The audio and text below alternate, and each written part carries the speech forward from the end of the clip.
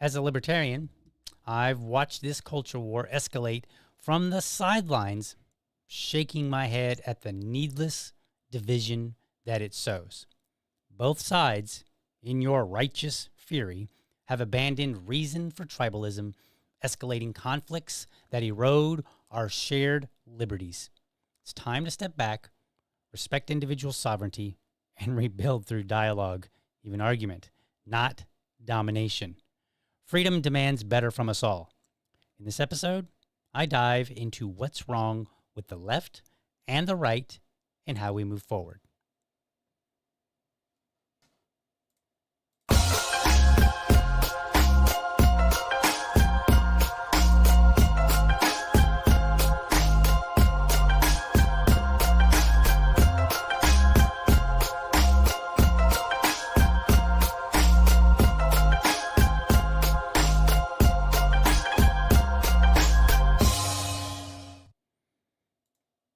All right, good morning. Welcome to another morning episode of the Liberty Dad Podcast, a discussion on politics and culture. I'm your host, DL, America's most objective libertarian. If you're tuning in live, thank you so much for giving me your time so early. All right, we got a jam-packed episode today. Let me get into some announcements really quickly. September 22nd, next Monday. Was that next Monday? It is next Monday, right? Yes. Next Monday, 7 p.m., catch me on the Larry Sharpe program. I will be having a conversation with Ben Weir. He is the current Libertarian Party of New Hampshire chair. He is an anarchist, and he is an advocate of closed borders. And I am an advocate of Ellis Island style borders. So we're going to have a discussion, maybe a debate. Who knows? Maybe we'll make it fun for all of you and have an argument. I don't even know. But catch me there Monday, 7 p.m., Larry Sharpe's program. All right, let's get into this really quickly here. So back in episode 161, we're going way back, folks. Today we are on 585. So back in episode 161, titled Liberty Dad, The Culture War and Libertarians in It. This is back in June of 2023. I discussed the culture war and how libertarians ought to best engage in it. I highlighted three paths. I said, look, we need to ignore something. We need to learn that not everything needs our attention. Number two, we need to do a whole lot of discussion, debate, and yes, even argument on many things, right? We need now, preferably if we can keep the argument down to a minimal, that'd be better. But we need to have dialogue, conversation back and forth, because we got to tease out what's true, what's not, where we can come together, where we're just not going to come together. After that, then we engage in action. Now, what does that look like? That might mean using some limited amount of government in our lives. So, for instance, auto theft. I'm okay with having a police force go and catch a bad guy who stole an automobile. Or, maybe they can resolve disputes between us. And we say, hey, Bob over here is doing this thing. I don't like it. And, I've got a claim against him. And then the government can be, all right, we're going to be the judge between you two and who is right and who is wrong. They can resolve disputes. They can do things like track down violent criminals, murderers, rapists, people that assault other people. Those are all good uses of our government. In addition, the other kind of action that we can take is social solutions. So we can have like social stigma. We can perhaps allow one community to have certain things in their community that works for them, but not necessarily in another community, right? These are non-government actions. These would cover things like, how do you feel about, I don't know, a casino in your neighborhood? And I'm talking about on a local level, right? Like you could, I'll give you an example of what I mean by this. Let's take prostitution, for example. When I was growing up, I was 15 years old. I was living in Dayton, Ohio. And I remember there was a particular area, probably about a mile from my house on this main road. It's called Main Street. And it was a very busy road. And there was a lot of prostitutes. Maybe not a lot, but there was a corner that was getting known for prostitution. And the community didn't like that. Now, what they could do is they could say, hey, let's call the police and just have these people arrested. But what they did instead was a lot of the older people, the people who were retired, They just took their lawn chairs and went down there and sat and talked.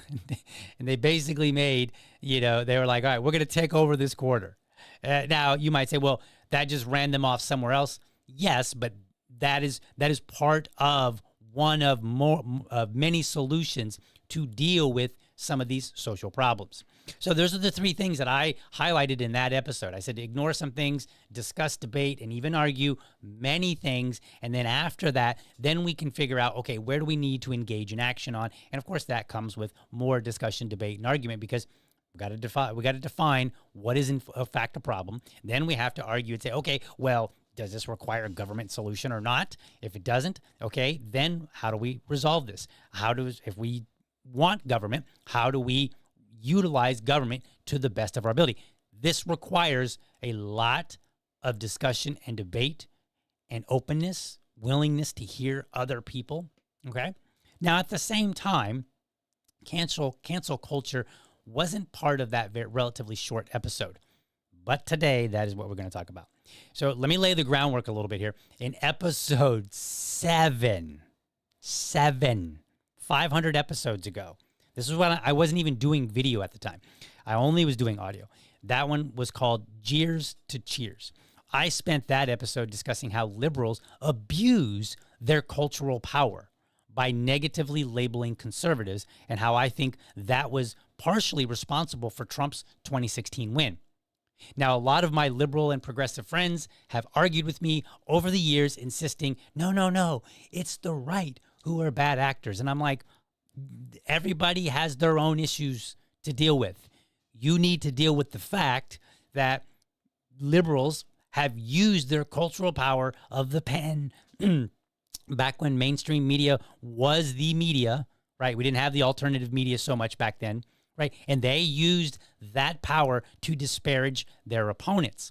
And in that show, I went through like a decade of headlines demonstrating that I was indeed correct. Most notably from that was a 2017 article from The Atlantic written by liberal columnist Peter Beinart titled, quote, "Republican is not a synonym for racist." That's wild. Like, how often do you hear a liberal saying that? Not very. Not often enough. Because too many are busy saying, oh, Republican, racist, same thing, synonyms. You can use those words interchangeably, right? So here's how Peter opened his article. He said, "Is American conservatism inherently bigoted? Many conservatives would be enraged by the question. Many liberals suspect the answer is yes.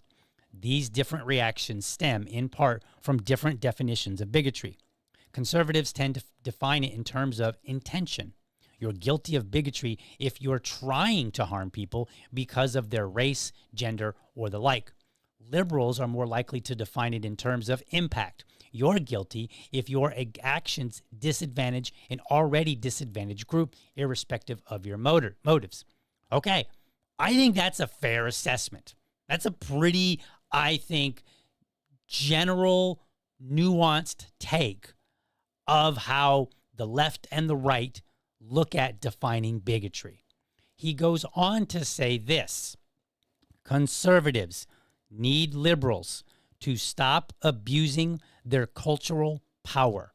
Although conservatives dominate America's elected offices, liberals wield the greater power to stigmatize. In the 1950s, conservatives could exile liberals from polite company by calling them communist. Being called anti-American can still sting. Ask the NFL players who kneel when the national anthem is played. But in most elite institutions, being accused of bigotry is now more dangerous than being accused of insufficient patriotism.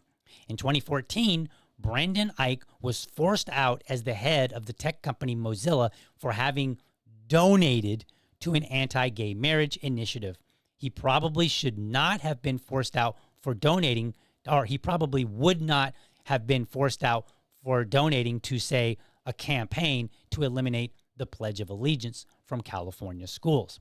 Okay? So you see where Peter was going in that article? He is acknowledging that, yes, for a long time, the left has been using their cultural power and abusing it to the right. And I've been making that same argument for like, I don't know, a decade now.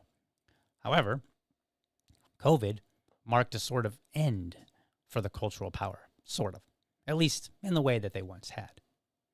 During COVID, those on the left embraced mandates and, more importantly, the stigma of not wearing a mask or getting vaccinated. Disagreement was off the table. "You're not an expert," was some of the nicer retorts.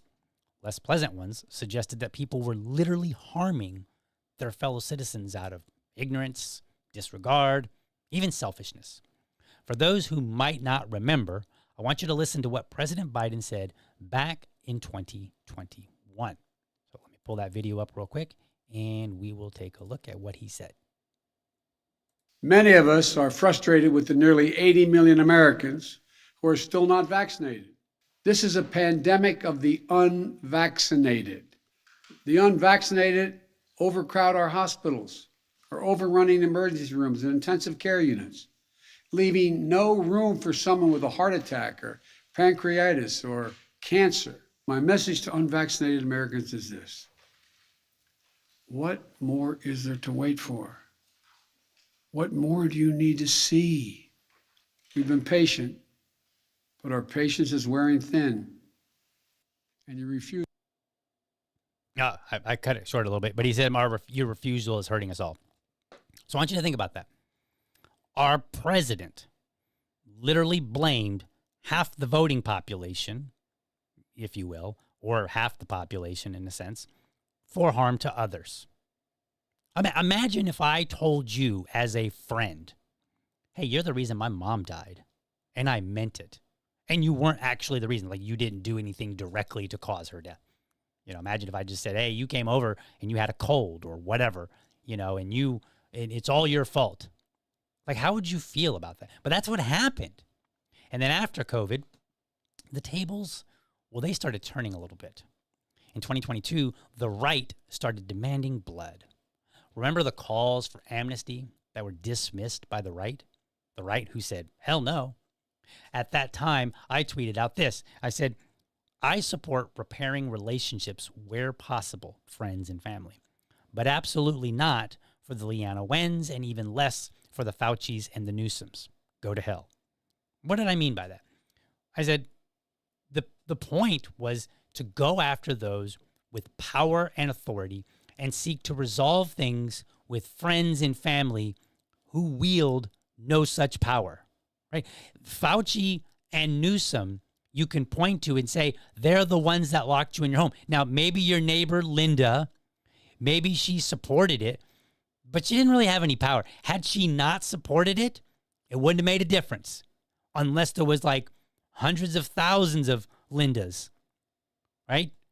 But ultimately, at the end of the day, even red states shut down. Florida, where Ron DeSantis, he goes on and on and on about how great he did. He locked Florida down initially. My own mayor at the time locked people down. Technically, he didn't really lock people down, and, you know, I'm not going to get into it, but he had an executive order that basically provided cover for businesses to enforce wearing a mask and all these other things, when initially they weren't doing that. Initially, we, like in this community, what happened was Publix, I believe, had put in some, they had imposed some restrictions, whereas I think it was Winn-Dixie was not. And a lot of people online were like, "Hey, if you're not into wearing a mask and all these other things, go to Winn-Dixie." And then the mayor put out an executive order that basically imposed it on everybody else, right? There's some, it gets a little bit, you'd have to read it, and there's some specifics. I'm not going to get into it right now. But the point being here is that, you know, we had this done by government even under the Republicans. So then 2 years later, we have an attempt on Trump's life. Now, some people, presumably left-leaning, made jokes in very poor taste. Do you remember Home Depot lady? Well, if you don't, let me try to remind you. Are you Darcy Waldron? Yeah? I was Waldron, yeah. Okay, from Cayuga? And you think that the shooter should have been a better shot? Is that what you posted on Facebook? You think that the shooter should have been a shooter, huh? I am at work. Yeah, I think that's pretty messed up. Pretty anti-American, if you ask me. As a veteran, I'm disgusted. What have you provided to this country? Huh? I'm sorry. This is ridiculous. You are ridiculous. And I'm making you famous. That's disgusting. I'm a veteran too, and I support her free speech to say nasty things about the president. Things that I would, if I had a conversation with her, would say, you really shouldn't say that. Not because the mob will come after you, but you shouldn't say that because that's kind of a gross thing to say. That's what I would, but I would say, like, it's your freedom to say that. Now, some people will go, DL, it's just consequences for your, we'll get to that. Don't you worry. But here's what ended up happening. Home Depot, they said, hi, this individual's comments don't reflect the Home Depot or our values. We can confirm she no longer works at the Home Depot. Hooray! You saved the president, didn't you? Hey, where's that veteran now? Is he happy that we have a better society? Or is he griping because of all the people that are on unemployment, or not unemployment, but that are on welfare? You helped put at least one. My tax dollars now might be going to pay for this woman, I don't know. I don't know if she signed up for anything. I don't know what her situation is. Considering that she's a cashier at Home Depot, I suspect she didn't have people working for her. She didn't have a lot of income. Now she presumably has none. Asking questions is the new thing in some corners. So let me ask a couple. Who, with any power, was punished for how they treated people during COVID? Or how they facilitated the treatment of others during COVID? Remember, there was a couple of governments that came out with like a snitch line, and they were like, reach out to your, if you see somebody not wearing a mask, you can take a picture of them, or you can report them through this app. Remember those? I remember them. Was anybody punished for putting those out, for encouraging our neighbors to snitch on each other? Was anybody punished for that? No.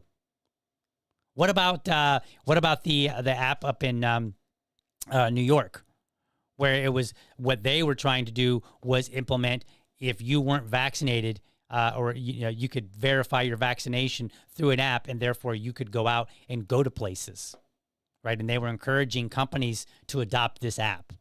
It didn't end up working out. I talked about it. Anybody punished for putting that app out? And this was the government. This is the government doing things to the people on the right.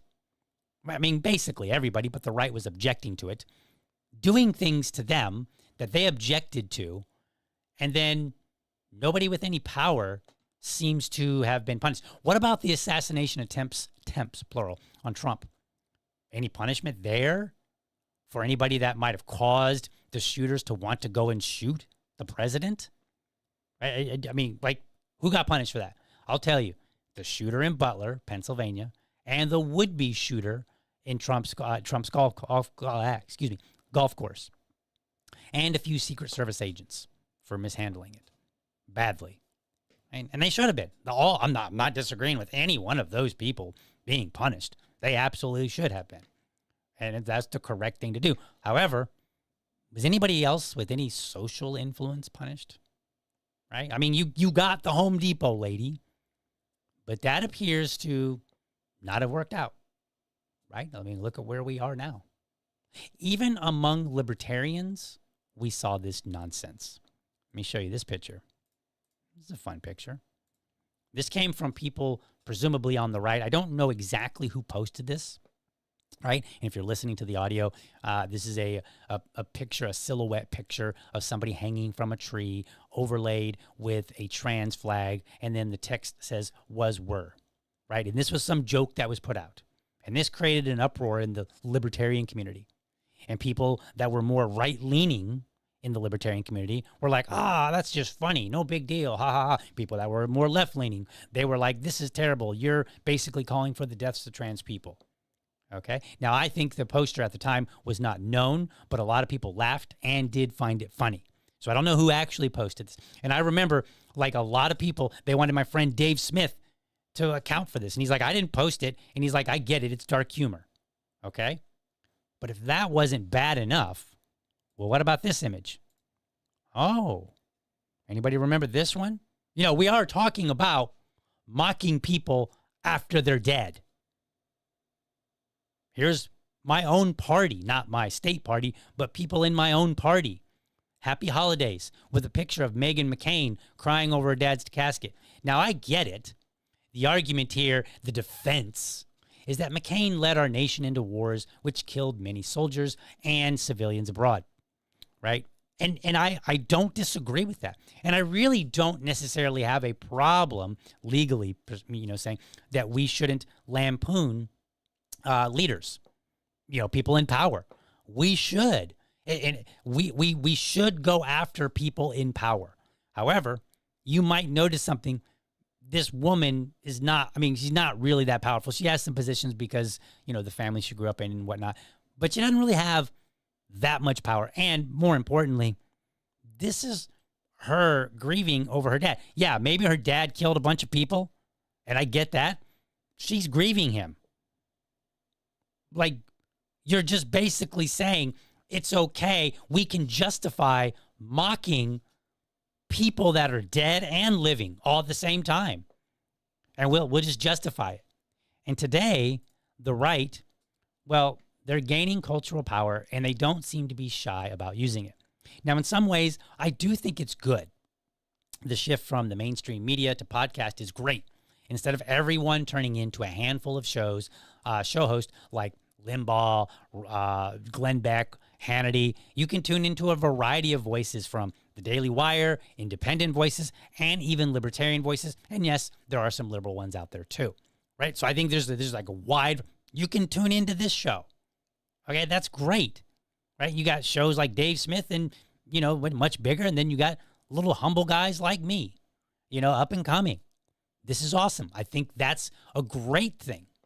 In other ways, though, the power is being abused no less than what we've seen from the left in the past. You can go on social media and you can find person after person after person being fired. Now, some of them, they get it right, and it maybe is a person in power. And we can argue and have a debate whether that person should have been fired. So, like, a lot of people have said, well, what about the nurse who says something terrible about Charlie Kirk? We can't trust her as a nurse. We'll get to that in a second. Because let me show you something here. Here's another image. Here's this guy, right? And what it says here at the bottom, it says a 30-year-old Walmart worker falsely accused of celebrating Charlie Kirk's death was suspended from his job. Now he fears for his family's safety. He's been getting all kind of calls and hate, right? That's crazy. You know what this guy said? He was like, I don't even post about politics. He like has some tweets or something like that from a while back that were about like games or something. He was misidentified. He got caught in the crossfire of this war. I know. The right. I'm going to take a swing at you guys. I know you don't care about innocent people getting caught in the crossfire. I see how you talk about war. It's just a collateral damage to you, right? It's just like, oh, well, war is hell. That's your attitude. But you don't like it when war is hell on you. Here's a second image. It's another one, a misidentified image. Here's this one. Now, people, so this one says, are Republicans safe to go for surgery at Larkin Hospital? And then this Richard Grinnell quoting another tweet, says, breaking, Miami and anesthesiologist Dr. Tatiana N. Atkins, who works for Larkin Community Hospital, says she is glad Charlie Kirk got himself shot. Make her famous. We have to expose every last one of these evil, demonic Democrats. That's interesting that he says Democrats. Okay? Now, here's the catch. People started blowing up Larkin Community Hospital on the phone, calling them up, badgering them. Why do you got this person working for them? However, Larkin Community College came out and they said, we would like to extend our deepest condolences to the family, friends, and community of Charlie Kirk, whose life was tragically taken earlier today. We stand firm against all forms of violence and join others in honoring his memory. We are aware of a video circulating on social media in which an individual is claimed to be working with Larkin Community Hospital. We wish to make it clear that this individual is a prior resident of Larkin Community Hospital who completed her residency in 2018. She is not currently employed, does not have privileges, and has no current affiliation with our hospital or within the Larkin health system. Oops. My bad, right? Let me ask you, because we love asking questions, right? If you had a business and you hired somebody and then they left, what was it, 2018, 6 years ago, 7 years ago? They hadn't been working with you for almost a decade. And then all of a sudden you're dealing with the fallout of a culture war because people think that the person is still working with you at your company and they said something pretty vile. You cool with that? People on the right? Is that cool with you? You ready to deal with that? Is that fair? Is that what you want? Because that's what you're normalizing. And this isn't the first time the internet has gotten the wrong person. There are plenty of examples since Elon Musk took over Twitter. And I'm not blaming him. I'm just noting that there are a fair number of mistakes since Twitter became more hospitable to right-wingers. Because the mob gets things wrong. And to be honest with you, the mob gets it wrong when it's right. The mob gets it wrong when it's left. At this current time, my estimates are that there's somewhere between 30 and 50 people that have been fired. What culture war are you winning with fewer than 100 people getting fired? More importantly, here are some often cited justifications. Number one, well, their role makes them a danger. That's kind of why people were going after nurses and stuff like that. Well, I want you to know, how is it that you never noticed the danger until now all of a sudden? And by the way, I want to point out, criticizing or in some way speaking vile about a very, very public individual is not the same as this person is going to inflict violence on everyone. Right-wingers, have you ever heard of the phrase, you might recognize this, violence is violence, words are not violence? Because I would swear that many of you said that once upon a time. Violence is violence. And, as I showed you, a lot of people on the right have justified their own violence. There was a man, I don't have the video for it, but there was a man, you can go look it up, back during, I think it was right before Trump was elected the first time. He got into a fight with somebody. He got arrested. And then the media caught up with him afterward, and he was like, yeah, I'm glad I did it. He's like, I'm glad we got that guy, beat him down. And then he goes, the next time we might have to actually kill him. Now, was he being serious? I don't know. Was he being hyperbolic? Possibly. But the rhetoric and the violence is not absent from the right in as much as they'd like to believe.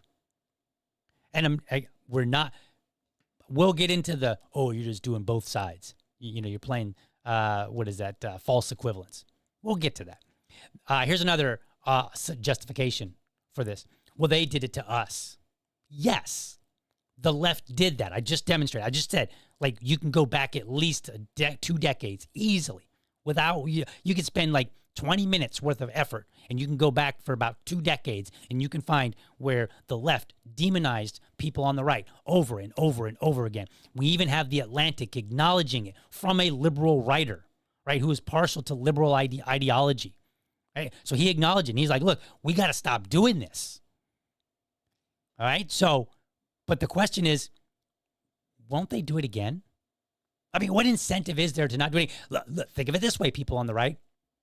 You were not incentivized to do something different. You, after being beat up, you were incentivized that once you got power to be the bully yourself. So now, isn't the table just turned? And won't the table just turn back again? And so people on the left who were bullied, now when they get cultural power, and they will get it back, the country's not going to stay right-leaning forever. It will change hands. And what happens when it does?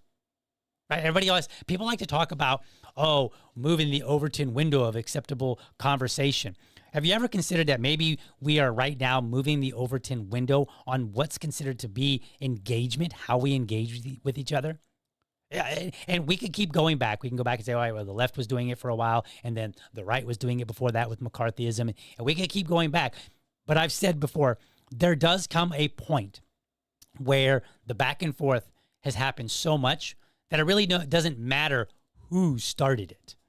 Like at a certain point, it's like, look, all of you, essentially, generically speaking, are guilty in your own right. And all of you need to take a step back and look at your own actions. Right? Another argument, a third one is we need to bring this back. We need to bring back civil society.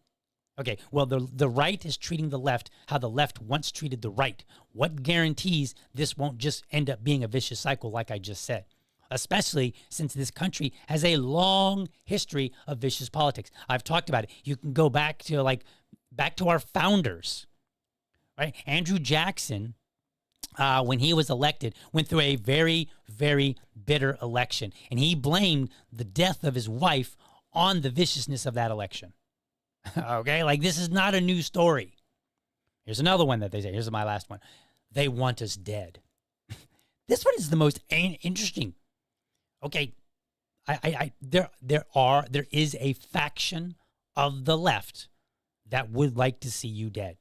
Yes. It's not all of them. It's not even most of them. But there are some, right? And yes, there are some who maybe they don't want you dead. Maybe they wouldn't do anything to kind of help that along, but they might cheer it, right? So if you're getting them fired left and right, will they suddenly realize that hating you is a bad idea after all, and they'll just say, maybe we'll be nice? Because I don't think so. Right? Think about it this way. Probably the biggest criticism, this is probably the biggest point of criticism because it shows how foolish the right is by not even taking a moment to think. All right? So either you believe that talking point or you don't. If you don't, then you're no better. If you do, then it should be of concern to you that if all of these people right now, while they're employed, hate you so much for your beliefs that they will laugh and mock at you when you're dead. Some of them might even try to take you out. If that's what they're willing to do while they're employed and you just giving your opinions, what do you think they might be willing to do when you get them fired? So now you got them fired and they hate you already for your opinions. You've given them extra reason to come after you. I do not see this dialing anything down. Furthermore, will firing them prevent any of the vile behavior? Really, will it? Because when I look back through history, I'm not seeing it. And if they're a danger in their job, like say a nurse, will they not be a danger to someone in whatever job they get next? I mean, are you expecting them to be unemployed forever? How many hospitals are there in this country? Are you telling me that a nurse that you got fired because you're saying that she's a danger because she was talking about a political figure, right? We're not talking, like if she was coming out and saying like, hey, I want all the conservative patients to die. Well, yeah, she should totally be fired. Because that says the people that are coming in here, we're not talking about a personality, a national figure, national public figure. We're talking about like everyday average folks, right? In that particular case. So yeah, I think that, there are some situations where yes, it is very appropriate to have them fired. But when you get them fired, they're not going to stay unemployed forever. And there are thousands of hospitals and, doctors' offices and all this stuff. They might just go somewhere else. Aren't they going to be a threat there? Or what if they don't get a nursing job? What if they get a job, somewhere, not in a hospital, maybe a hospice or whatever, some smaller place? They're not going to be a threat there. What if they get a job at McDonald's? Not disparaging McDonald's workers, but it's harder to be a nurse than it is to work at McDonald's. But let's say they get bumped down to working at McDonald's. Okay. Are they not going to be a threat to the people that they're serving when they had a job as a nurse, making substantially more, doing a job that they probably, I presume, actually enjoy doing, and they may not enjoy being a McDonald's worker now? You tell me they're not going to be a danger to those people. Like they were only a danger in that one job. You're not making sense, people on the right. In my opinion, these are all just the current version of Home Depot lady. They have little to no power to shape society. Each is just one person in a country of like 300 million. Certainly less than 100 people have been fired, and there's no evidence, much less that there are much less any guarantees that they won't reoffend in the future. Now, you might criticize me and say, well, DL, I thought you supported the free market, and I thought you believed in freedom of association. I do. Okay? So I'm not criticizing organizations for letting people go. I mean, I am in a sense, because I'm like, I don't think they should bend the knee to the mob, whether the mob is the left or whether the mob is the right. But I'm not criticizing and saying, like, you shouldn't be allowed to fire people. Okay? But that doesn't mean that, just because we can do something, it's necessarily a good idea. Recall, I said earlier that my view of the culture war is you ignore some, you argue and you debate a lot, and then you have, on a limited basis, either social pressure or possibly government intervention. But just because being fired is a social pressure doesn't necessarily mean that is the correct one in this case. That doesn't mean that's the one we should be reaching for as a mob and getting people fired left and right.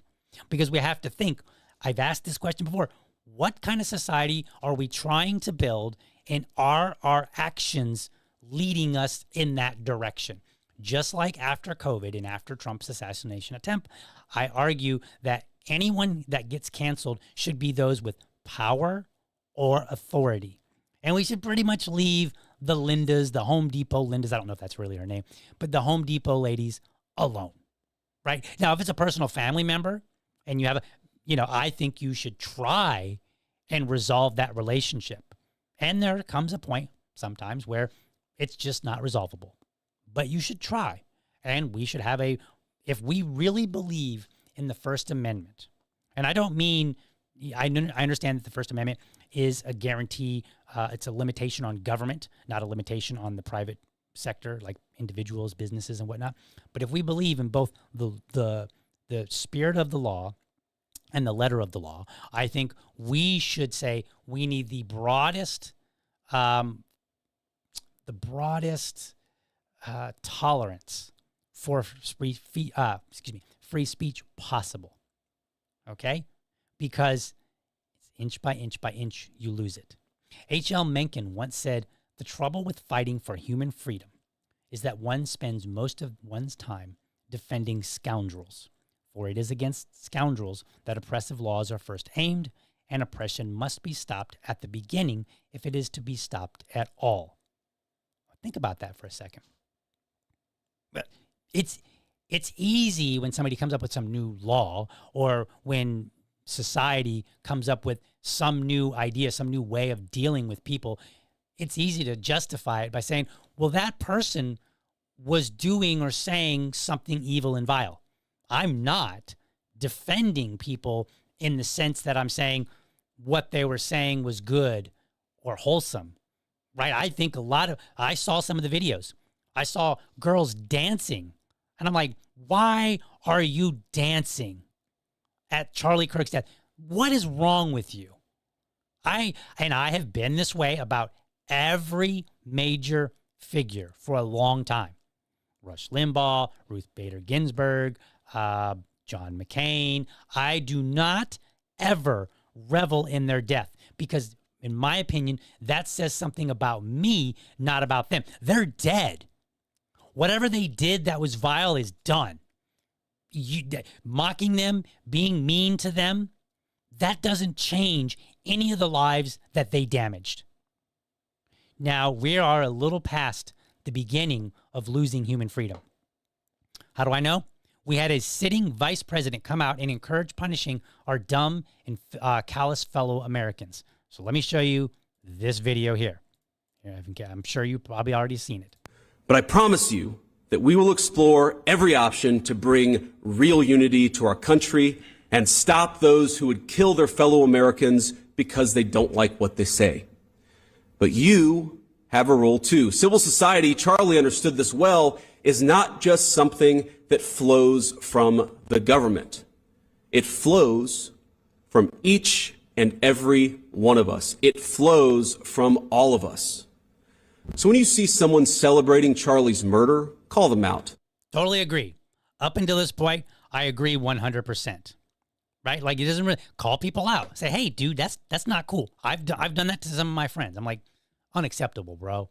And I've got some pushback from it. Some of my friends were like, dude, and they had their justification. I said, no, it's not good because of the 4 reasons that I highlighted earlier, because somebody else did it to you.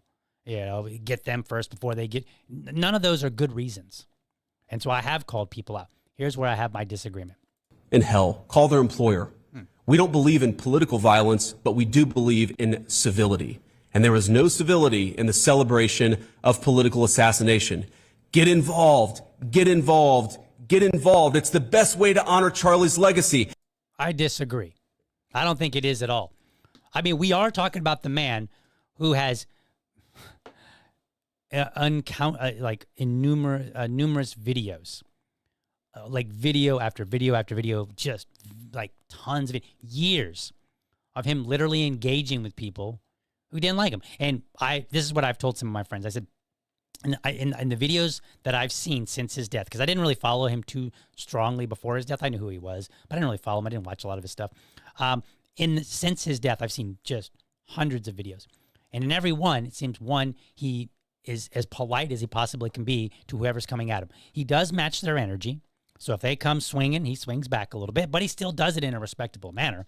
And then there were a few times where he even seems to dial it down when possible, right? Like, he matches their energy, and if their energy starts to kind of come down a little bit, he comes down a little bit, right? And I think that's a good example of what we should do. I don't think necessarily snitching on all of your Americans is what Charlie Kirk would have wanted.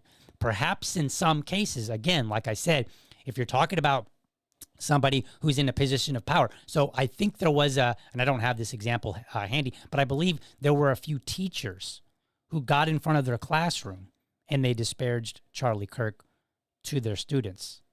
They were wrong. And yes, I am okay with those people getting fired. They were well out of line. They're literally teachers. You're literally teaching kids, young people, that this kind of behavior is okay. It's not okay. So when I say it's not okay, I don't mean legally. I just mean morally. And we can deal with that, and we can distinguish. I mean, we went to the moon, supposedly. I'm just kidding. We went to the moon, but we went to the moon. We've done all these amazing things. We can distinguish between Home Depot lady and the teacher who stands up in front of a classroom and basically normalizes disparaging somebody to an audience of young people. We can distinguish between those two. All right. But if the vice president wasn't enough for you, because, I'm making the argument that government's kind of getting involved. And I want you to think about it for a second. He just told you to snitch on your fellow Americans. Do you remember what I said just a moment ago? I said that during COVID, some people in different states and cities encouraged citizens to snitch on their fellow citizens. Pretty sure I did a podcast episode on that too. And I criticized the idea that we would go and snitch on each other for not wearing a mask, that we would try to punish somebody, maybe get them fired or whatever the punishment might be, exiled from polite society. I was against all of that. I'm against it now. The vice president has no business saying that. None. But if you're like, well, DL, if you got your excuses, let me play this next video for you. Maybe this will make the point. Okay? Because this is the FCC chair, Brendan Carr, on the Benny Johnson podcast. When you look at the conduct that has taken place by Jimmy Kimmel, it appears to be some of the sickest conduct possible. As you've indicated, there are avenues here for the FCC. So there are some ways in which I need to be a little bit careful, because we could be called ultimately to be a judge on some of these claims that come up. What appears to be an action by Jimmy Kimmel to play into that narrative that this was somehow a MAGA or Republican motivated person. If that's what happened here with his conduct, that is really, really seen. But frankly, Okay, so let's just pause that for a second. Name a tragedy that happened, a national tragedy, where the right and the left didn't immediately leap to point fingers. Name one. I'll wait. While I'm waiting, let's continue. when you see stuff like this, I mean, look, we can do this the easy way or the hard way. These companies can find ways to change conduct, to take action, frankly, on Kimmel, or there's going to be additional work for the FCC ahead. This is a clear-cut case. What would you like to see done at ABC?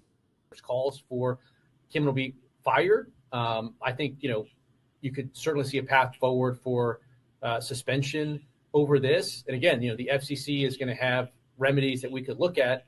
And again, we may ultimately be called to be a judge on that. But Yes. This also strikes me as sort of conduct that to some extent it shows some sort of desperate irrelevance. I mean, None of that should have ever been said by the FCC chair. None of it. Like, it's not any of his business to talk about who's relevant and who's not relevant on TV. And honestly, I'm not even sure when the last time Jimmy Kimmel was relevant. Not even sure. Okay. And when you watch the video, he made some commentary, which is what people do after a national tragedy. And it really, like, I don't know this for certain, but it's really looking like the FCC, their words, they kind of leaned into it. And it was because of them that Jimmy Kimmel was fired. That's unacceptable. If you believe in freedom of speech, you should be abhorred by that. And if that's not bad enough, Pam Bondi was on a show discussing punishing people for hate crimes. Now, it's great that the right unanimously pushed back, but it is still a problem that she made the comment in the first place. No one is asking exactly how it is we got to a point where the sitting attorney general even makes a statement like that. No one's even asking that question. And we should be. We should be going, wait a minute. How do we get to where the sitting vice president is telling us, take action, get your friends fired, even though we once upon a time disagreed with that attitude and pushed back against it? How do we get to a place where the attorney general is talking about hate crimes, which again, the people on the right used to say there's no such thing as hate crime. And they still do. I'll give them credit, right? They came out in large numbers against it. How do we get to a place where the FCC can get on there and be like, yeah, this guy's irrelevant, we don't like what he said, and there's going to be consequences if he's not fired? What? The government is heavily involved. I think at this point, I've demonstrated that, broadly speaking, the left and the right have their fair share of their own blame in where this culture war is going. Now, I told you before, I'm going to get to this both sides-ism, this false equivalence. I am not saying that the left and the right are necessarily equal in fault. What I am saying is that each are playing their own unique role in making the culture war worse and keeping it going. In fact, after the break, we'll see exactly what that looks like. But for now, let's get to the live chat. See what you guys are saying up in here. See some commentary. Let's see.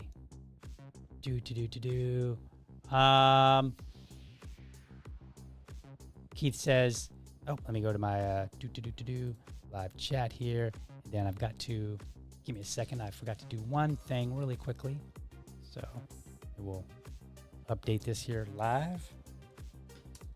All right.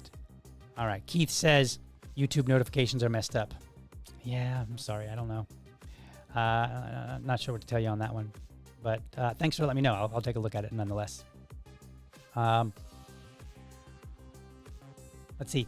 Time Surfing Alien says he's still a bitter dumbass, and now we have another person on public assistance, and she has a good reason for a lawsuit against Home Depot and the veteran for violating her freedom of speech.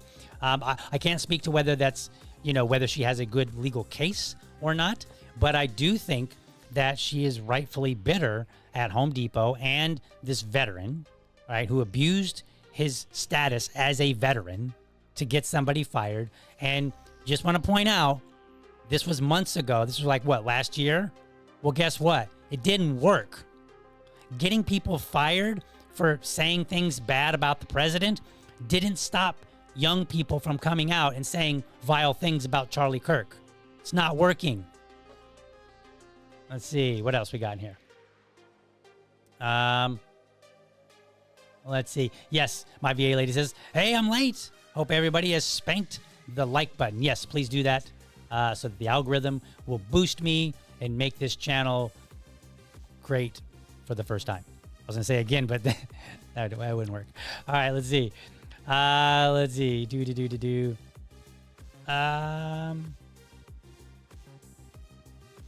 So D says when it's conservatives getting censored, y'all didn't say shit. Now it's your turn. Now it's your turn.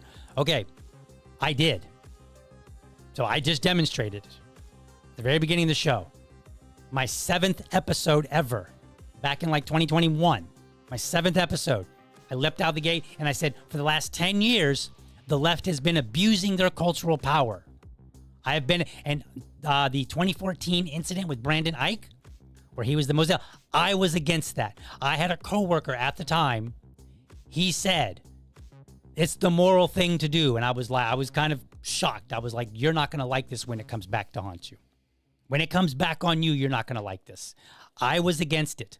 So I don't know, D, who you're talking to, but it's not me and it's not many libertarians. A lot of us have been like, this culture war is garbage. It's not helpful. So, I agree there are some people out there who were quiet. And I'm criticizing all sides. I'm like, did you speak up? No. Did you speak up only when it was your side? Also no. Wrong. So I just want to be clear. I have been on this tirade for a very long time, since at least 2014. Let's see. What else we got? Let's see. So Joe makes a good point. He says, what is the left? Yes, we're generalizing. I generally, when I say the left, I say I'm thinking of everybody that has more left-leaning positions, and then people, and then people that have more right-leaning positions, I would call them the right. But then it does break down, as we'll see after the break here in a minute. It breaks down to different groups. I had Mason Shoemaker on yesterday from the Florida College Democrats, and he said, look, he goes, I don't know anybody in my sphere that was celebrating Charlie Kirk's death, but we saw them. We know that the people are out there, and they were definitely left-leaning. So if you've got the president of the Florida College Democrats saying, look, I don't have anybody in my sphere that's doing that, and we immediately put out a statement saying we condemn this and that political violence is horrendous, horrific, right? Then we need to start making better distinctions. But I do get it, like the left, the right, these aren't good terms. And, how it breaks down gets very, very tricky. So I think we do need to keep in mind this generalization here. Let's see what else we got. DL thinks we went to the moon. I bet he thinks the Earth is a sphere as well. Not a perfect sphere, but yes. Let's see what else we got in here. Behavior has consequences. I think most of us were taught that at 4 years old, says my cable channel. Yes, but we'll use that. If my son comes in and he tells a lie, if I said, hey, did you take a cookie out of the cookie jar and eat it? And he says no, while he's got cookies all over his face, right? There's a consequence for that lie. So if I rear back and I just backhand him as hard as I can and leave a big old bruise on his face, can we just go, yeah, behavior has consequences? No, you would be like, DL, that was ridiculous. You could have handled that way better. You could have sat him down. You could have taken some privileges, right? So yeah, your 4-year-old does understand that, or people at 4 years old understand that. They also understand very quickly that not every punishment is appropriate for the crime. That's what I'm talking about here. So miss me with this behavior has consequences. Just because a consequence is doled out doesn't mean it was a good one. That's what I'm getting at here. And again, I'm not playing the both sides. I'm saying each side is doing their own thing differently, and they need to look at what they're doing. So let's see what else. Yes, ABC did fire Kimmel. I don't really have a problem that they fire Kimmel. I just don't like the idea that the FCC chair seems to be telling us that he played a role in that for language that he didn't like, and then following up with, well, he was irrelevant. That's not your decision to make if he's relevant or not. If he's irrelevant, if Jimmy Kimmel's irrelevant and ABC wants to continue hosting him on there, fine, whatever. I don't care. It's your money, your show, whatever. His irrelevancy, it might matter to me as a talking head. It should not matter to people in government. I don't want the FCC saying DL's not relevant because he won't engage in the culture war like everybody else and then trying to get me toppled. Let's see. All right, folks, I'm going to go to, we're going to go to a quick intermission here. Then we'll be back. I've got a bit more. So check it out here. We'll be right back. The day I got cited, I was blindsided. I couldn't believe that I was in America. I left a place where that stuff happens, but not here. Here, this is the land of opportunity. I didn't do anything wrong. I just couldn't believe it. I didn't do anything wrong.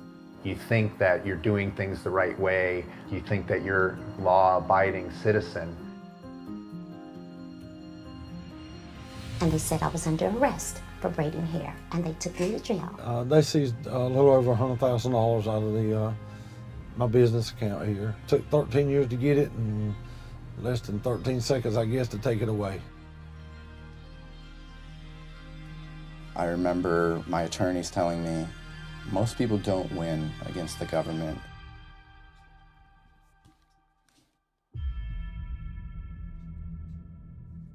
Because I know now that we have more than just a chance.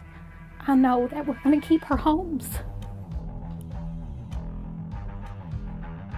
If we win here at the U.S. Supreme Court, it makes a difference for my girls and for so many other families. I'm fighting back because I don't want to have a lot of other people have to go through the same thing I'm going through with their property getting seized. We changed the laws so that everybody else can be treated fairly. I want the opportunity to operate my legal business, to practice my craft, to meet the needs of my community in an innovative way.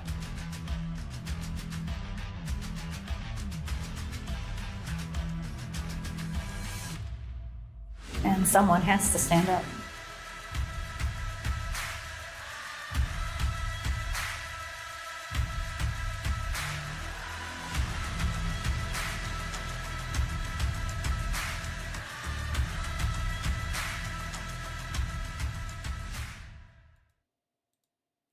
All right, we're back. All right, so let's get into this next half here because I'm gonna illustrate this culture war with a recent show. So Monday, the latest episode of Piers Morgan's Uncensored dropped, which included guests like Jack Posobiec, Andrew Wilson, Anna Kasparin, Cornel West, and one of my least favorite streamers, Destiny.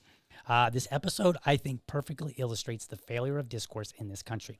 So I want you to see how this starts with Pierce's question to Anna. Okay, I want you to just we're going to listen to 3 clips, and I think this will demonstrate what I'm talking about. So let's take a look here. We've got this video. Boom. I've got no problem with people appraising Charlie Kirk's record and criticizing him where they feel he was wrong about stuff. That's fine. That happens to every public figure when they die. But to gleefully celebrate the cold-blooded execution of a 31-year-old father of 2, I just found crossed every line of humanity. And I guess, Anna, a lot of these young people, you've met a lot of these young people on the left. What is going on with young people on the left? And I'm not for a moment saying there aren't young people on the right that have similar mindsets about their opponents. But what is going on with these young people on the woke left who genuinely look at that and think this is something to celebrate?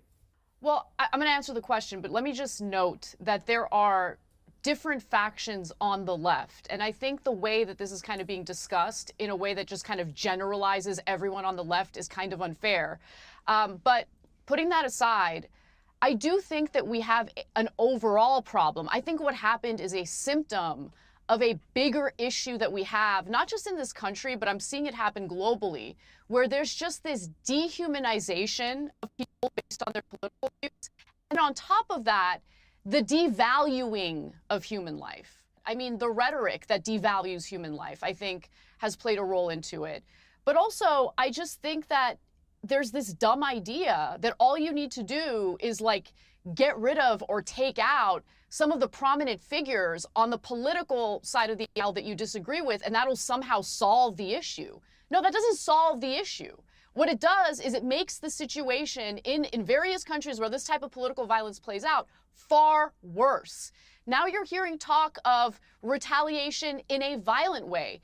When it comes to the Trump administration, you're hearing, policies that are being proposed that would limit the legitimate political speech of Americans. I am concerned about that.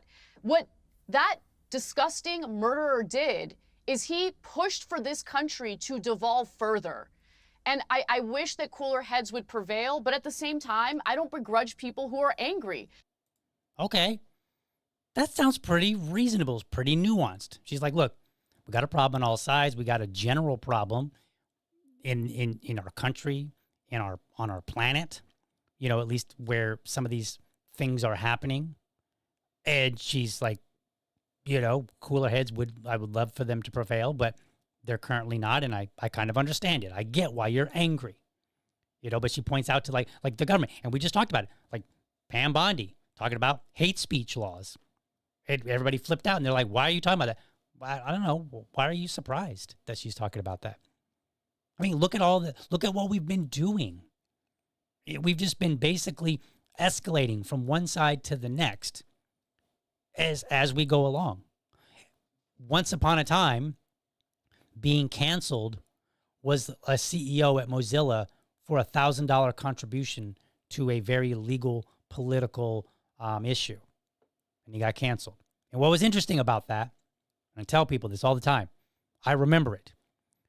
At the time, Brendan Eich, a lot of people were being quoted in the media that worked with him, and they were like, we didn't realize he held these beliefs. And I was like, oh, how interesting is that?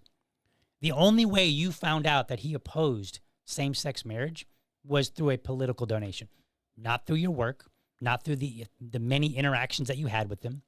Because a lot of people came out, they were like, we're surprised. We didn't know he had these beliefs. That's the way it's supposed to be. And we basically ran this guy out of town, and look where we are now. Both the left and the right are trying to get people fired. Regular, everyday, average people. It's kind of like the income tax, right? Once upon a time, they're like, we're just going to tax the rich just for them. Guess what? Now we're all paying taxes. Once upon a time, oh, it's just the CEO. This is very important because the leader of an organization has to be held accountable, which I don't necessarily disagree with. I just thought that holding him accountable for that was preposterous. And now if you're just a regular, every average person and you say something dumb, people will show up at your job, videotape you, yelling at you in front of customers. What kind of monster are you? So, is it reasonable? Yes, I think she was very reasonable. And she's talking about overgeneralizing the other side. She's talking about government taking advantage of the situation, which they are, and is exactly what the government did under Biden. Remember when the right used to criticize Rahm Emanuel for once saying, never let a crisis go to waste? What do you think this administration is doing? They're not letting a crisis go to waste. They're using it to think of legislation and what they might do. The FCC is flexing. The Attorney General is flexing. They've got legislation that's being talked about or drafted. You chose this administration, and they're doing exactly what you didn't like in the past. But let's see how this conversation devolves when Andrew, who is, I believe, a Christian nationalist, when he is invited to speak. So let's play that video. Andrew Wilson, where were you when you heard about Charlie Kirk, and what is your view of the fallout from this? Yeah, I was sitting with my wife watching TV. So the thing is I remember this picture circulating around of Charlie Kirk. He was debating the incoming president of the Oxford Union. and they were all smiles and handshakes. And by the next day, this guy was saying the most insane rhetoric about how he basically had it coming. So how many of these leftists have murderous intent? When we show up to have a conversation with them. We show up to debate our views. We show up to in some way engage with them. How many of them have seething murderous intent behind their eyes, and they don't really want to do any of that? They really want you dead. Okay. He's not entirely incorrect here. Remember all the conservative speakers that were trying to go out to colleges and talk, and then you had like the Antifa elements. They were, kind of rioting and making a big stink and making it unsafe. Like that did happen. I haven't forgotten. Okay, so it's not lost on me that there is legitimate criticism about how the left has behaved. And in many cases, they did behave in groups violently. Not disputing that. Okay, let's continue listening. And that is the biggest demonstration of that, by the way, in that one single picture. You have Anna Kasparian here. Here we go. And she's talking about this.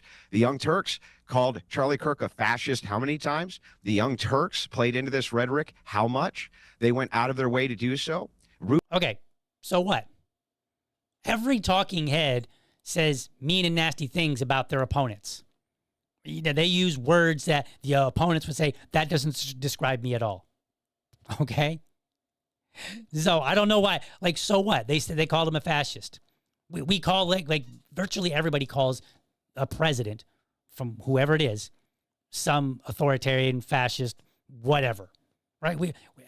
Not a single president in my lifetime, and probably none ever. I'd have to go back and look, but I know for sure none in my lifetime escaped harsh language to describe them from whatever other side there was. Not one. Even recently called him out for doing it. So I've never called him a fascist. Hang on. I've literally never. I don't even call Trump a fascist. I didn't interrupt you once, lady. But you can't make things up about what I've said about Charlie Kirk. You can talk when I'm done talking, like I was respectful enough to let you do. So the thing is like, yes, they do. This network does do that, and these leftists do that. And they set all the rhetoric up in the world to make sure something like this happened, and they were dancing on the grave of this guy before he was even cold. I have tweets from Destiny which are insane. The leftists have gone off the reservation. And it's time for us to stop pretending that it's not their rhetoric which is leading to these types of assassinations, because it is. I don't want to hear about factions.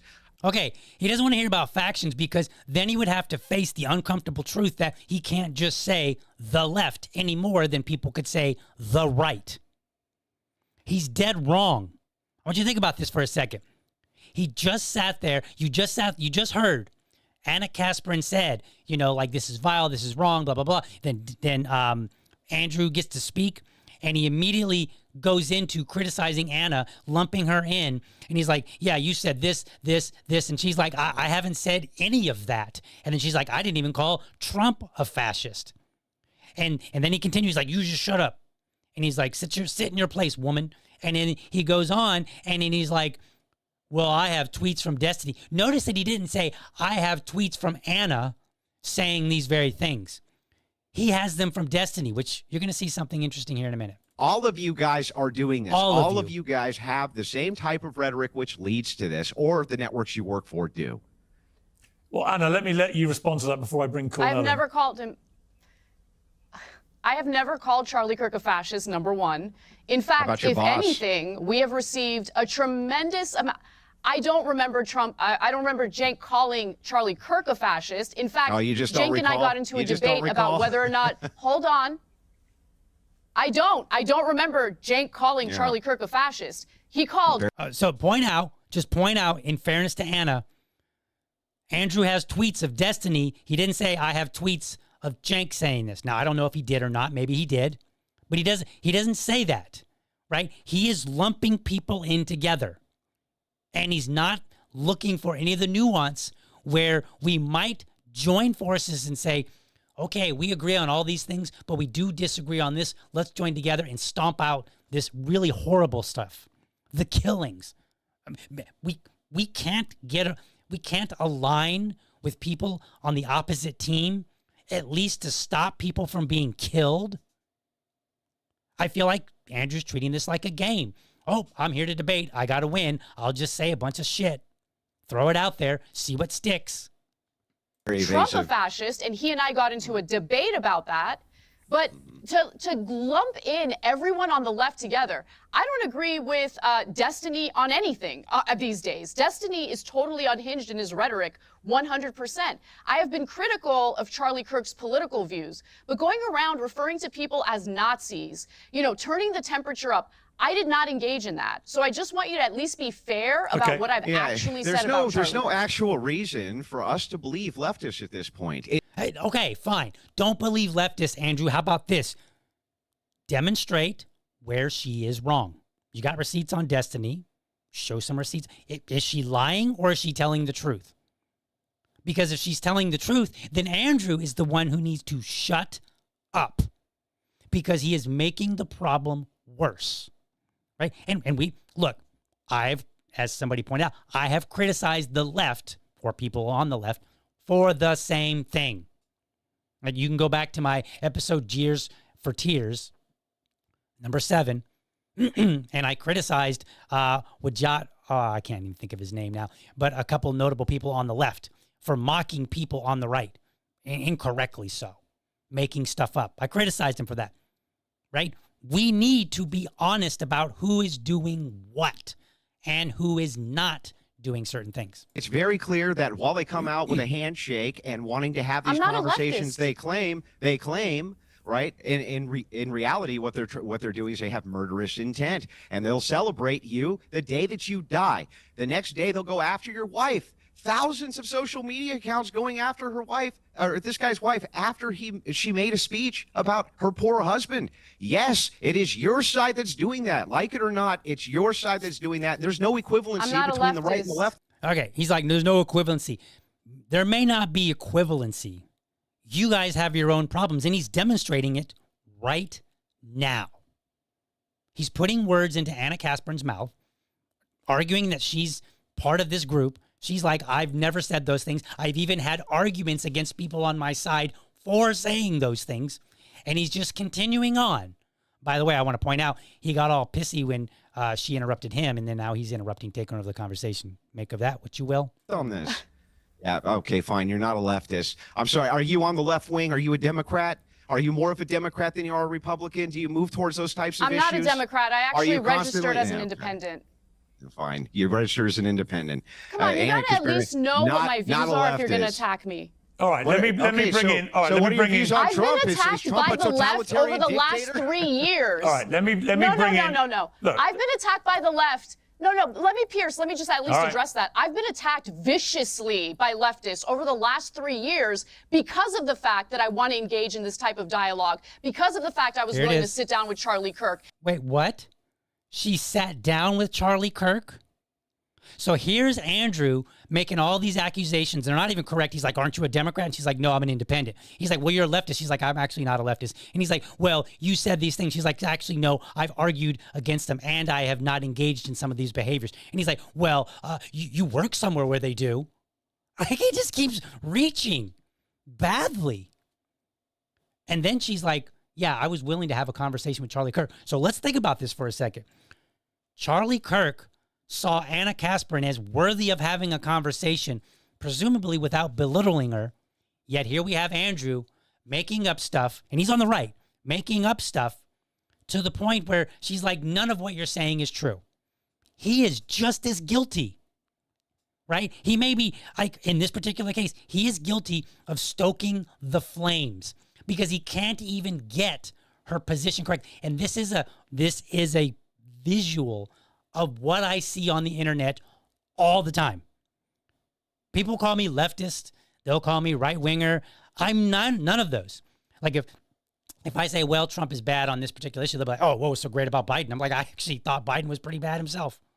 And if I criticize Biden, what's so great about Trump? Nothing. I have not said any. Well, okay, I wouldn't say nothing. But I'm like, just because I oppose one doesn't mean I support the other. And we seem to have that problem in this country. And with Tucker Carlson and Ben Shapiro, I'm willing to have conversations, and I don't go around labeling people as fascist and racist and Nazis just because I disagree with them. Just the organization you work for does? At least understand what my political views are. Listen, I'm not going to be blamed for what everyone in that company has to say. Anyone in that company has to say. The I'm head an of that individual. company? We're supposed The to head of judge that people company, your based co-host? on Come on. individuals. He did I not am go judging around you. I'm calling judging, Charlie Kirk I'm judging a fascist you and a Nazi. saying that you don't have good reasoning skills. If it's the case that you think, oh my well, God, I'm judging you can't be for calling being people so Nazis. You simple-minded can't be that calling you're people no, Nazis while no your one's boss calling you does a all the Nazi. time. Why are you making that up? You're just making it up. You're just making it up. Your We're all boss the has same. many That's how times. simple-minded Your boss has you many are. times. You're all the All right. Whew. That's a lot there. It gets a little worse. Let me ask you,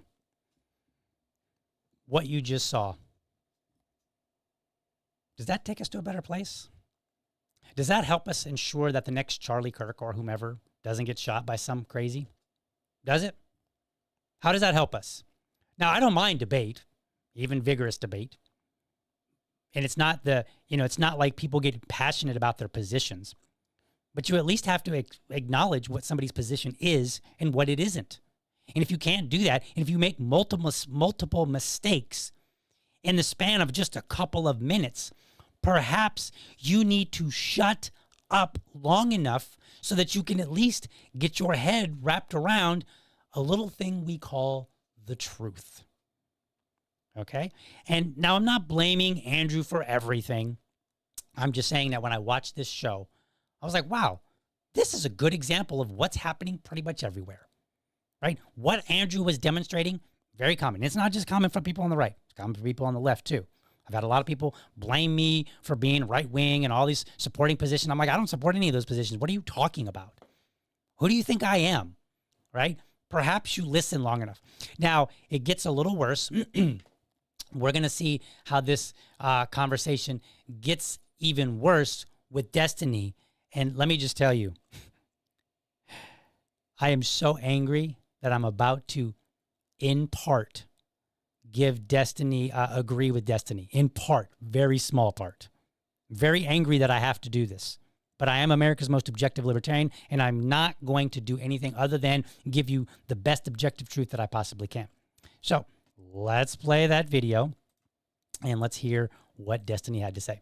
Destiny, you've been quite active on social media since Charlie Kirk's death. When Erica Kirk posted Charlie's coffin, you responded, she tagged him, brackets, crying face emojis. In response to Alina Haber's tweet ordering people to fly their flags a half-mast in memory of Charlie, you posted on X buying flags and poles just to fly them fully erect.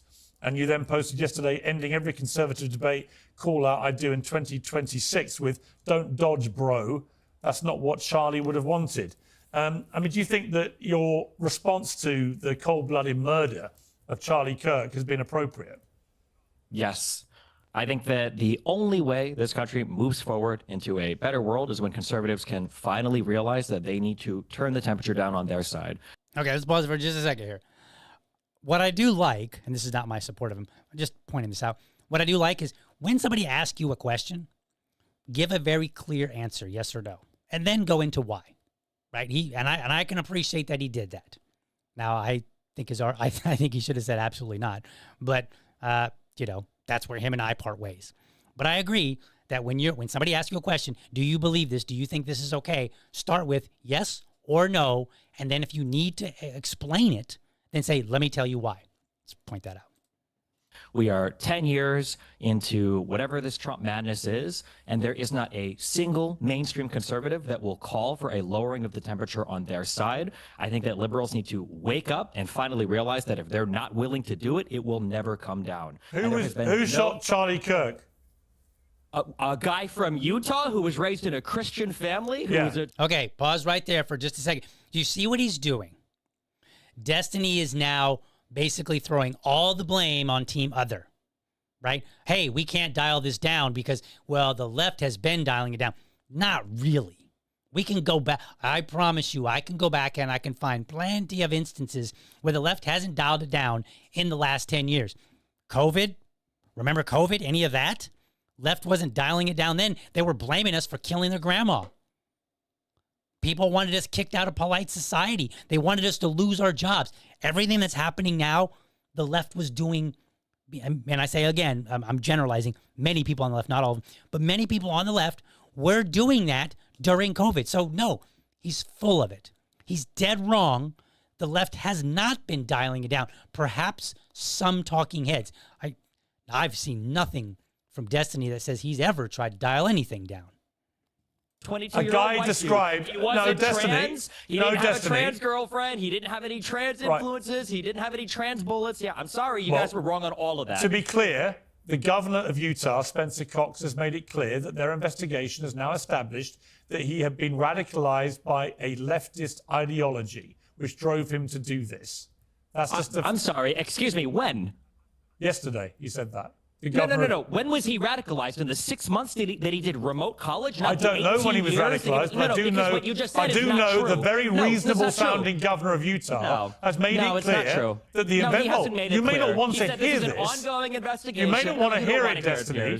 But the reality is, the investigators, according to the governor of Utah, have established that he was radicalized to a leftist ideology that drove him to murder Charlie Kirk. If it turns Okay, so perhaps that's true.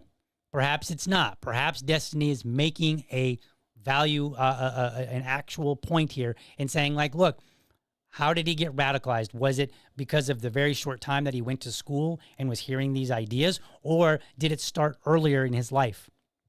A lot of people, like say a lot of atheists, they will blame their atheism on their upbringing.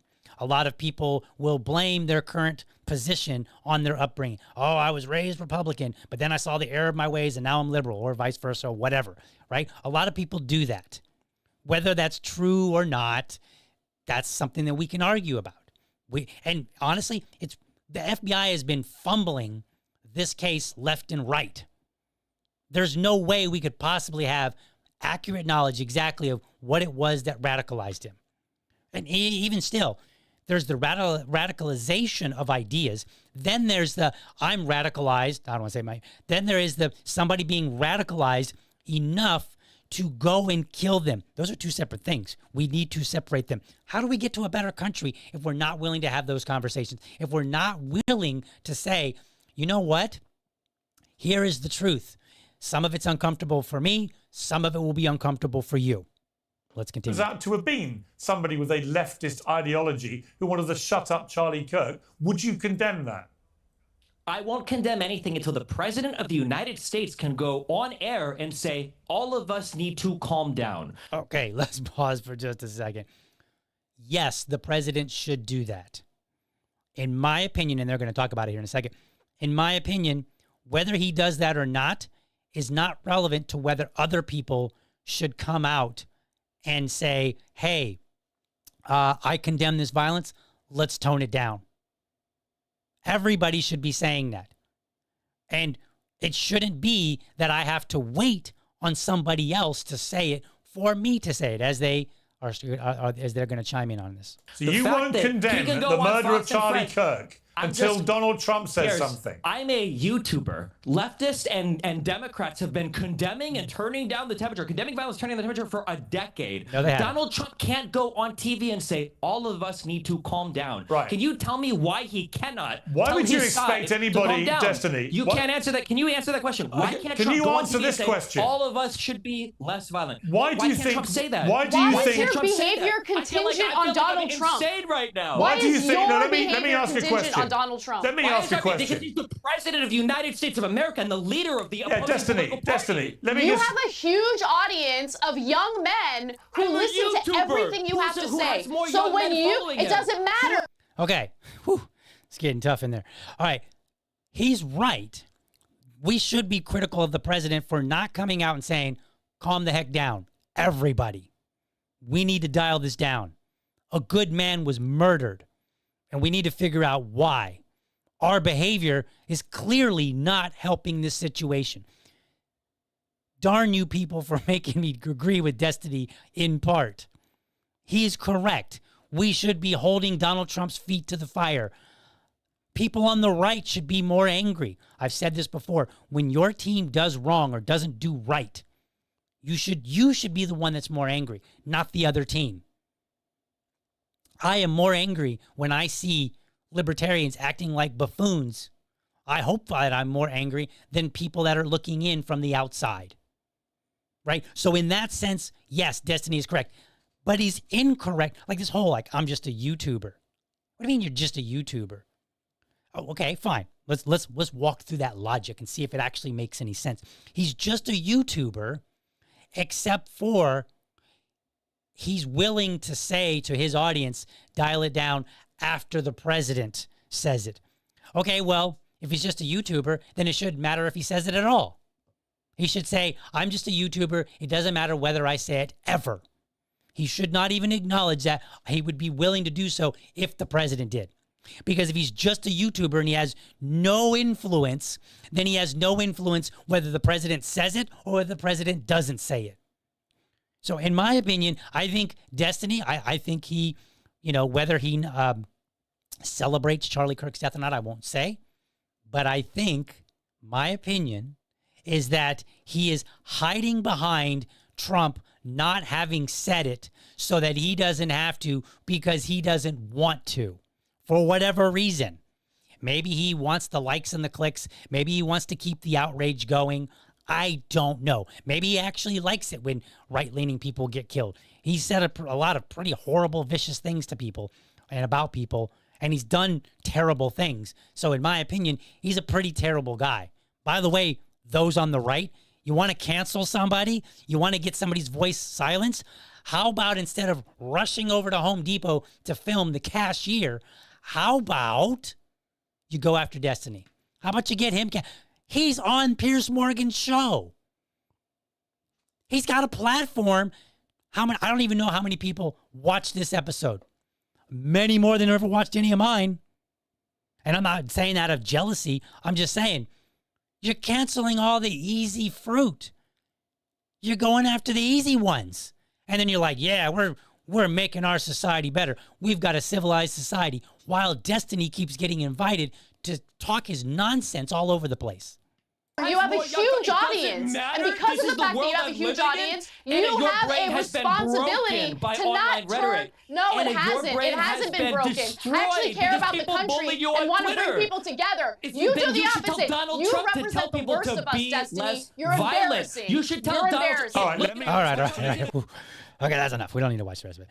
That's good. I like that she pointed out, she's like, you're an embarrassment. You're the worst of us. And I think that Destiny represents the worst, publicly speaking, on the left, those as far as public voices. And I think that Andrew is doing a good job of representing the worst on the right. Okay? Now, that's not to say that either one of them agree necessarily with killing. But I think that both of them are the version of the left and the right who are actively making this discourse worse and not leading us to a place where, I don't know, people don't get shot for having ideas that somebody else disagrees with. They don't, because neither Andrew couldn't seem to get Anna's positions even correct before he criticized her and lumped her into this group of, the left. And then you got Destiny, who can't seem to bring himself to say, you know what, regardless of what the president does, I'm going to stand with you, Anna, and everyone else, and I'm going to say that some of this rhetoric is vile and wrong. He can't bring himself to say that. He won't do it. And he's hiding behind the fact that Trump won't do it. Because if it doesn't matter that he's a YouTuber, it doesn't matter regardless of what the president says. So he might as well just come out and say, I'm a YouTuber, nothing that I say matters. When he knows it's bullcrap. He knows it. He knows it matters to those that are following him. Presumably, he doesn't want to lose his following. I don't really know. That's my guess. Is that part of it is that he doesn't want to lose his following. Part of it may be that he actually agrees with it. I don't know. He seems to be somewhat of a shock jock, but on some level, I'm going to say if you say it enough, I'm going to start believing you and say, yeah, you probably believe some of it. Now let's start wrapping this up here. So, where do I want to go? Let's wrap this up and say this. In both cases, both sides have members who are okay with mocking the dead, as I demonstrated. So that part has been demonstrated to not be off the table. It's just an argument over who believes that their reasoning is more justified. I say we shouldn't be celebrating deaths of anybody. and that perhaps we allow grieving families to grieve before we dive into these arguments. And you'll notice whenever there's a shooting, I don't jump in and start blaming people, right? As much as I can. I wait till we get some of the information. The first 72 hours is the worst time to talk about virtually anything because most of the information coming out will change. So if all that's not concerning enough, in the address that J.D. Vance gave, he mentioned this 24% of very liberal people say that sometimes violence, political violence, is acceptable. That is a problem. And it was compared to like 3% of people that consider themselves very conservative. Okay? That is problematic. But from the same poll, I think people missed a few things. Some things that were, I think, a little bit more on the important side. So here's this. Put this up on the screen here. And let me see. Okay, I'm going to have to open it up a little bit from my side so that I can see it a little better, just the way that it's on this tiny little screen here. All right, so on this, it says Democrats and Republicans are more likely to say political violence is a big problem after attacks of members of their own party. So if you look here, asked after the assassination of Charlie Kirk, you see that 58% of Democrats said that political violence is a big problem, whereas 67% of Republicans did. But early on with Melissa Hortman, 44% of Republicans did, whereas 56% of Democrats did. Then we go down and we see, okay, after Josh Shapiro, the assassination attempt on him, 37% of Republicans, they said that political violence was a big problem, whereas 44%, a little bit, not much more, from people on the left, Democrats, right? Then we got, after the assassination attempt on Donald Trump, September 16th, 46% Democrat compared to 51% Republican. July 13th to 14th, 47% of Democrats versus 57% of Republicans. And then after Paul Pelosi, 31% of Republicans versus 53% of Democrats. Do you see what's going on here? We seem to be determining how bad the political violence is based on which side it's happening to. No, it's a big problem. There's a list of names here of assassinations and assassination attempts. This is bad. Everybody should be saying it's a problem. But instead, we're playing sides. Here's one more graph, which I think is maybe the most concerning. Okay? So this one here, it says liberals and conservatives are likelier to say violence from the other side is a bigger problem. Now, you look at it, and at first nothing may not jump out at you. You might look and say, okay, the liberals, they say, so which is a bigger problem in America today, left-wing violence or right-wing violence? Okay, of U.S. adults, it's pretty even. Then when you get down by political ideology, liberals, only 4% of them say that left-wing violence is a bigger problem, whereas 75% of Republicans say so. And then it's on the flip side for the conservatives, right? Or for conservative violence. So 73% of liberals said conservative violence is a bigger problem, whereas only 6% of Republicans said conservative violence is a problem. But I want you to look in the middle there. You see where it says moderate? Do you notice how 30% of moderates said right-wing violence is a bigger problem? That should be a concern. People on the right should go, wait a minute. Why is this not more even? It was more even among U.S. adults, but it's not even among the moderates. It's kind of interesting. You got 18% say left-wing violence is a bigger problem, whereas 30% of the moderates say that right-wing violence is a problem. Interesting. That's like, think about that for a second. I mean, I get the liberal versus conservative saying it's the other side, and that's relatively equal. 4%, 75% versus 73% and 6%. That's pretty close to equal. But then you have a 12-point difference with the moderates. The moderates are more concerned about the right wing.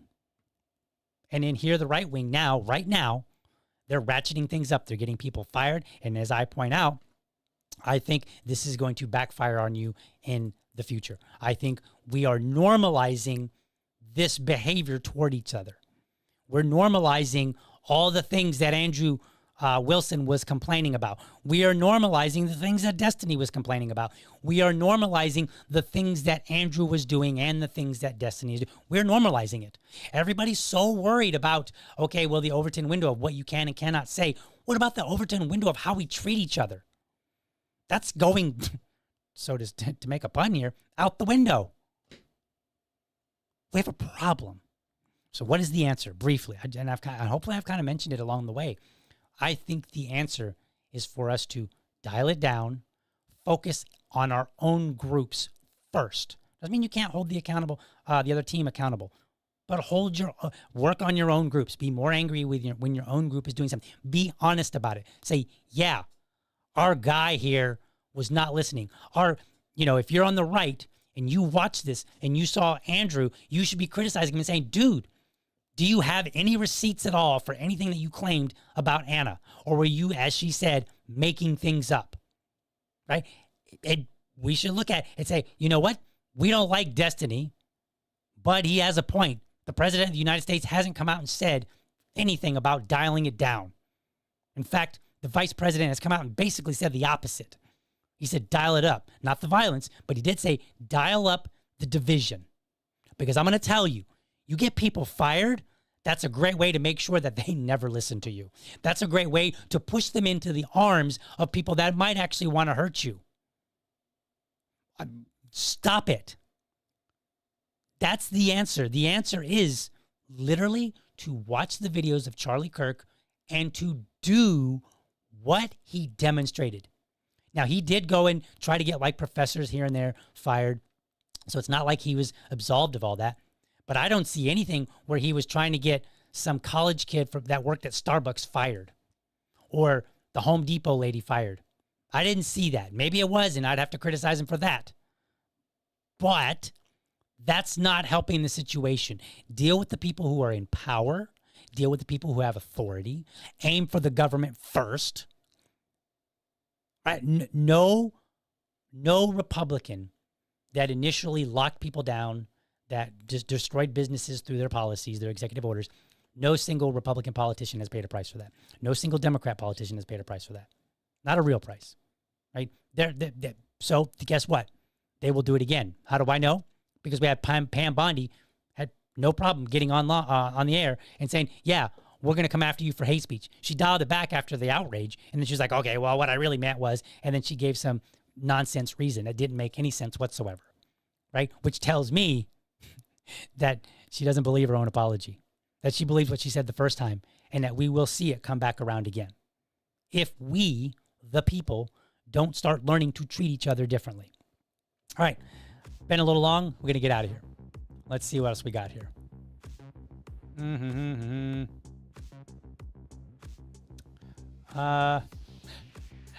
That Liberty lady said, thank God. Oh, let me go to my live chat here.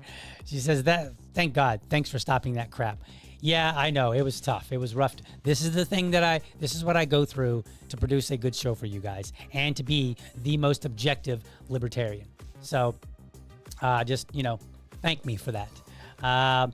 Let's see. These numbers are so close, it doesn't really say anything in my opinion. That's fair. See if I get doodly, doody, do. Whatever happened to John Smith, guys? No, I'm just kidding. Some of the numbers, you're right, they are too close. But I do think that there is, I think the 12-point gap between with moderates on which one's worse, left-wing violence or right-wing violence. I don't think that's that close. When you got 18 to 30, right, 18% versus 30%, I think that's a significant number, especially when you look at the other ones and they're relatively about the same. Also, when you look at the adults, and the adults were about the same. That means, it suggests to me that a lot of the moderates are probably younger people. And the right now is engaging in behavior that's not, that in my opinion, isn't going toward changing that 12% and making them reconsider their position. Which means they're going to be more sympathetic when their team is doing something. How do I know that? Because we've got example after example after example of Team Blue being sympathetic to Team Blue, Team Red being sympathetic when Team Red is doing something, right? And making excuses and saying, oh, well, it was just John McCain. And then other people are like, yeah, well, Charlie Kirk was a bigot, right? And everybody's making their excuses. And meanwhile, everybody, and again, I'm generalizing here, there's a lot of people out there that are basically saying at the end of the day, it's okay, just not when you do it. And I'm telling you, we should be like, it's not okay at all. And we are harming our own selves. And where we might come together and stomp out the worst of us, we're not, which means they're getting a pass. And we're definitely not holding our government accountable in the way that we should. All around, we're just yelling at each other. That's all we're doing. And it's not getting any better. So that's what I have to say today, folks. Let's see. I think that's it for today. Well, I will see you guys back tomorrow for another episode of the Liberty Dad Podcast. We're going to talk about, we got some dad stuff on the line I'm going to talk about. Meanwhile, make sure that you go to blackgunsmatter.shop. You can get a 10% discount by using the code LibertyDad, all one word, or you can hit the show notes. There's a link there that'll take you right there, get you that 10% discount. Go support Mastre. He's doing a lot of great work with the urban communities and with the Second Amendment. An awesome guy. He's helped out here in Jacksonville. I definitely highly recommend him. Make sure that you also go to my Linktree, linktr.ee/LibertyDad. Go there. You can find a link to all my socials. While you're there, root around, check out some of my other socials. Give me a little bit of love. Drop some, comments in the comment section. I do read them. I'll actually be talking about one tomorrow that came across the line. So do that. Make sure when you're there at the Linktree, you can get a link to my Patreon. You can get a link to my Buy Me a Coffee. You can help support the show. Supporting the show helps me put together a better and better show and deliver you higher quality content as America's most objective libertarian. So with that, I am going to be out for the day. So I will see you guys later. My little button didn't work the way it's supposed to. I'm going to have to work on some of these buttons. All right, folks, I will see you guys.